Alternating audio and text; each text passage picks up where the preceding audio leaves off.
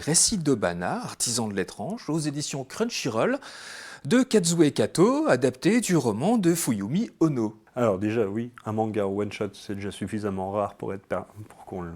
C'est ça, qu'on puisse le présenter. Qu'on puisse le présenter. Parce qu'on n'en présente pas souvent dans cette émission, mais c'est des mangas en 30 volumes, 40, 50, 100... Donc en one-shot, c'est très bien. Ouais. En fait, ce sont une compilation de récits courts où on suit Obana qui, le titre dit tout, hein, artisan de l'étrange.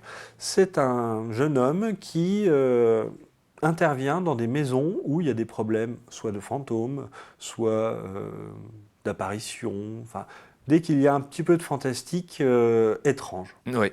Et lui, il va résoudre avec toute sa bonhomie et sa bonne humeur. Il doit y avoir 6 ou 7 récits dans ce one-shot.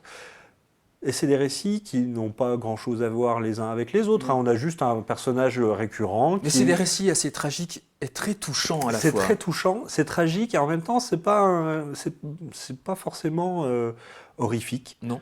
Ça fait pas peur. C'est juste, il y a de l'étrange. C'est du manga tout public. Ouais. Je pense qu'on peut le lire à partir de 9-10 ans parce qu'il n'y a absolument rien de choquant. Il y a juste des événements un peu étranges, des fantômes qui apparaissent, des bruits qui grincent. Oui. Et Obana va arriver, donner le diagnostic, il va réparer ça, et tout va aller pour le mieux. Oui. Donc c'est un rythme très tranquille, contemplatif. Oui. Il y a une attention évidente accordée à l'architecture traditionnelle japonaise parce que c'est le cœur du récit. C'est pourquoi cette maison est hantée. Il s'est passé quelque chose X générations avant. Il y a eu des changements dans le quartier, donc ça a modifié les... Enfin voilà, il y a plein de trucs comme ça. Et c'est très japonais dans l'esprit. Mais en même temps, je trouve qu'il y a une dimension universelle avec essayer de faire le bien autour de soi à sa petite échelle, sans bouleverser la vie de tout le monde. C'est un Ghostbuster, mais sans le côté casseur de fantômes. Voilà, il essaye juste que la situation s'apaise avec pas grand-chose. Des fois, ça suffit, y compris accepter pleinement l'esprit et lui fournir ce dont il avait besoin. Et c'est pour ça qu'il se manifestait. Oui.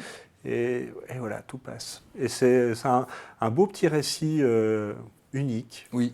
Avec un timbre, une sonorité, je sais pas, c'est très plaisant. Puis le dessin est d'une douceur aussi très chouette. Ouais, vraiment d'une douceur très chouette. C'est pas très ligné comme ça. On se laisse respirer dans ce gros manga-là. Donc ça s'appelle Les récits d'Obana, artisan de l'étrange, aux éditions Crunchyroll de Kazue Kato.